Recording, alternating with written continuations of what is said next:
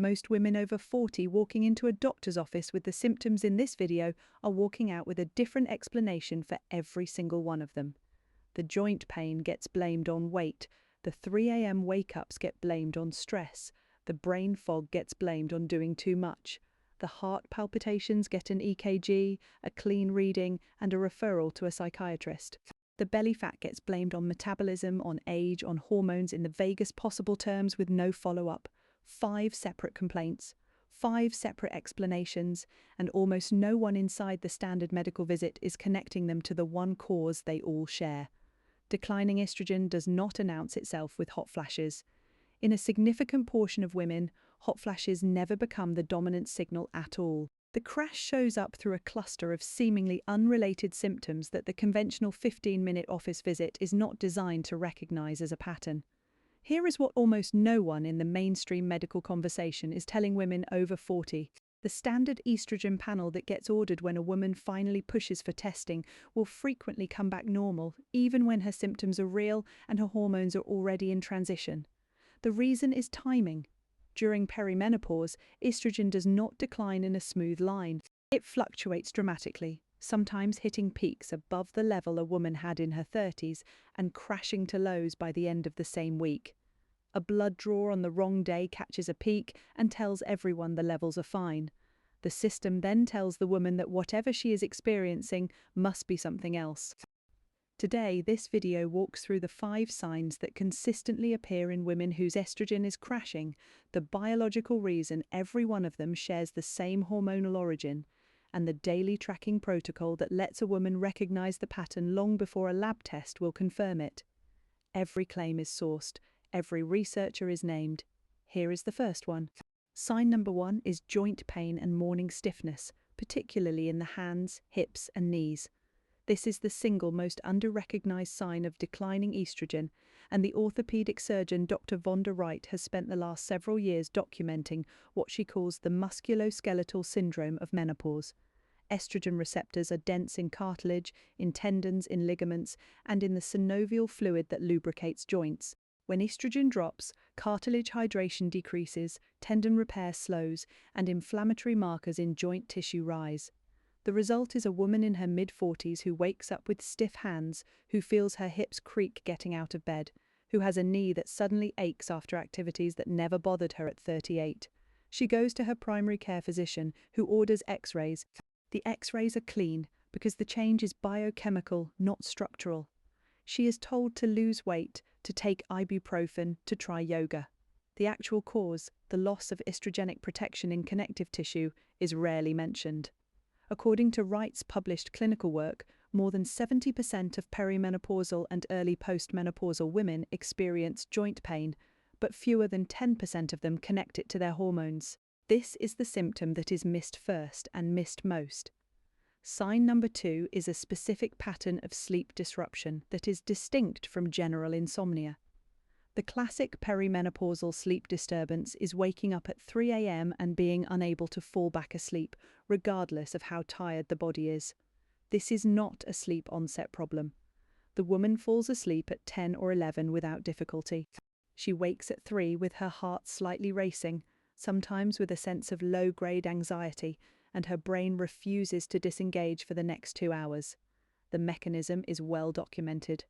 Progesterone, which declines earlier than estrogen in many women during perimenopause, is the primary GABA agonist in the female endocrine system.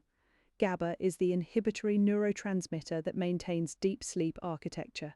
When progesterone falls, GABA tone falls, and the cortisol curve that normally bottoms out at 3 a.m. begins to rise prematurely.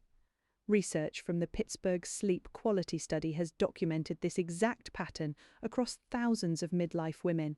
A sleep tracker will show fragmented, slow-wave sleep beginning around 2:30 in the morning. A general practitioner hearing the complaint of waking at 3 a.m. will frequently prescribe a sleep aid that suppresses the symptom without addressing the hormonal cause. The 3 a.m. wake-up is one of the most specific signals available, and it precedes hot flashes by months or years in many women. Sign number 3 is cognitive symptoms that the woman herself often dismisses as stress or as doing too much. The signature pattern is word retrieval difficulty in the middle of a sentence, momentary blanks where a familiar word is suddenly inaccessible, difficulty multitasking in a way that used to feel automatic, and a particular kind of mental fog that descends in the late morning regardless of how well the night went. Dr.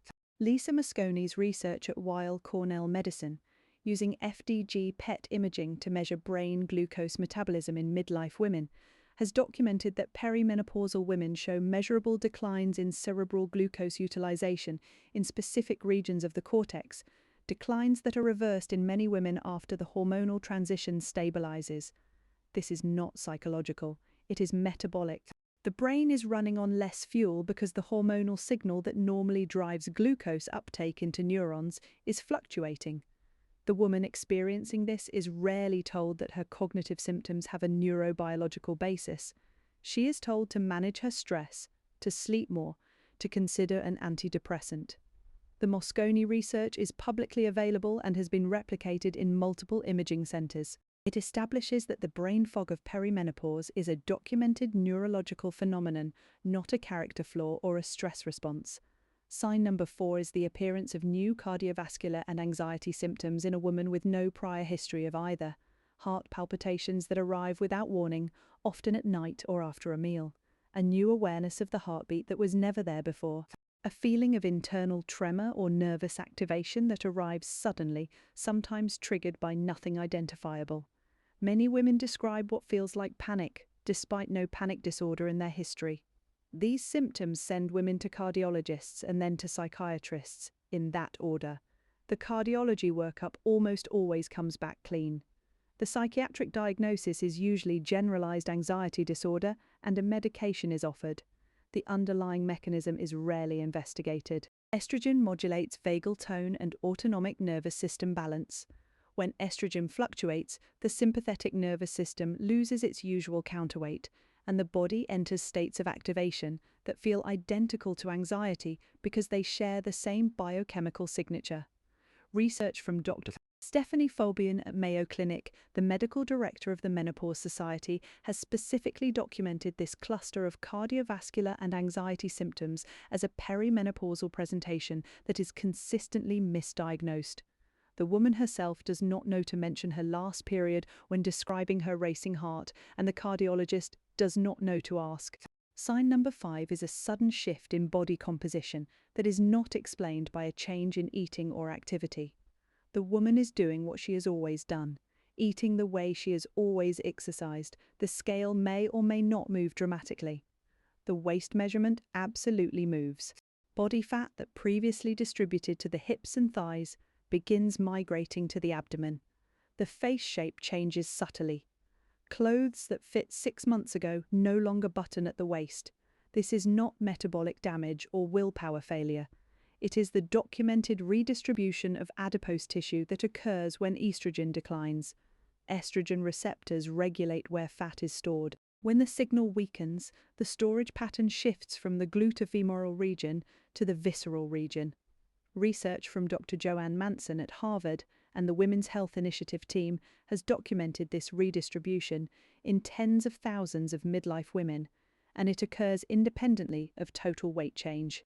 A woman can weigh the same she did at 38 and have a fundamentally different body composition at 47, with significantly more visceral fat surrounding her organs. Visceral fat is metabolically active in a way subcutaneous fat is not, and the inflammatory profile it produces is what drives the long-term cardiovascular and metabolic risk that accelerates after menopause. Now here is why all 5 of these signs share the same hormonal origin, and why the medical system keeps treating them as 5 separate problems. The invisible villain in this story is not estrogen scarcity in isolation. It is the combination of estrogen fluctuation and the fact that estrogen receptors exist in almost every tissue in the female body. Most people learned in school that estrogen is a reproductive hormone. That description is accurate but dangerously incomplete.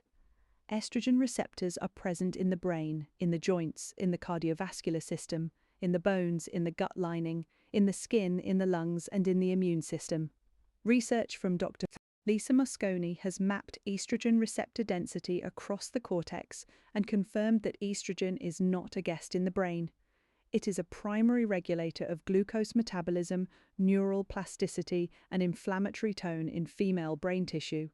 When estrogen begins fluctuating, every tissue with these receptors begins responding. The symptoms appear simultaneously in seemingly unrelated systems because the same hormone runs the regulation of all of them. So what should a woman actually do if any of these 5 signs are showing up in her life? Because the pattern is only useful if she can recognize it in herself and bring evidence into a medical visit that does not collapse under the standard 15-minute clock.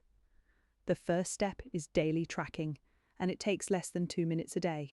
The second step is the right lab panel, ordered at the right point in the cycle.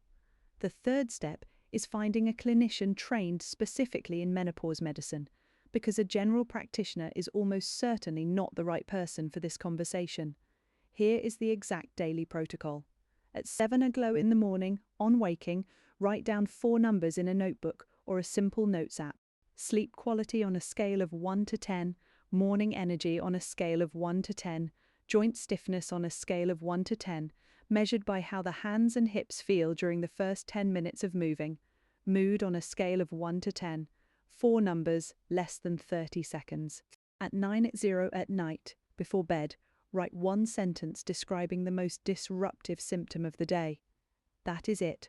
5 data points per day. Over a 30-day window, this tracking surfaces a pattern that a single doctor visit will never capture, because perimenopausal symptoms cluster and fluctuate in waves. Bringing 30 days of tracking into an appointment shifts the conversation from a woman saying she feels off to a woman saying, here is the pattern across 30 days, here are the symptoms that cluster together, and here is the day on which they peak. For the lab panel, the correct request is not a single estrogen number. It is a panel that includes estradiol, FSH, LH, progesterone, testosterone, DHEAS, thyroid panel including free T3 and T4, and a fasting insulin, drawn on day 3 of a menstrual cycle if cycles are still occurring, or on any morning if cycles have already become irregular. For the clinician, search the directory of the Menopause Society, the credentialing body formerly known as the North American Menopause Society, and find a Menopause Society certified practitioner. These are clinicians who have passed a specific certification in midlife female hormonal care. They exist precisely because the standard medical training in obstetrics and gynecology dedicates less than 4 hours total to menopause care across the entire curriculum, a finding documented in a 2019 survey of US residency programs published in Mayo Clinic Proceedings. The most expensive mistake a woman can make in this transition is accepting the explanation that her symptoms are simply normal aging and therefore not worth investigating. Normal aging does include changes. Normal aging does not include 5 different clusters of symptoms appearing in the same 18-month window in a woman who was previously healthy. The clustering itself is the diagnostic signal. A single symptom in isolation might be aging, might be stress, might be a separate condition. 5 symptoms appearing together, especially in a woman between 42 and 53, is a hormonal transition until proven otherwise. The 30-day tracking is what makes the cluster visible. Without it, each symptom is experienced as a separate problem, and the medical system treats each one separately, and the connection is never made. 3 populations need to approach this material with specific caution. Women with current or past breast cancer, ovarian cancer, or other hormone-sensitive cancers must have any hormone-related conversation with their oncology team in the loop. The tracking protocol is safe for everyone. Any therapeutic conversation about hormones in this population is a different decision that requires oncologic supervision. Women with a personal history of blood clots, stroke, or uncontrolled hypertension also fall into a category that requires individualized medical evaluation rather than general guidance. And women currently being treated for major depression or bipolar disorder should not assume that perimenopausal mood symptoms are the entire picture, even when they are part of it. Both conditions can be present, and both deserve evaluation. If this is the kind of content you want, evidence-based, no fluff, every claim sourced to real researchers and real journals, subscribe before the next video, because the next one walks through the exact lab panel to request, what each number means, and how to interpret results when a clinician tells you they are normal, but the body is telling you they are not. Without that next layer, this list of signs is recognition without action. Comment the word signs below if any of these 5 are showing up in your life right now, so the most common patterns can be addressed in the follow-up.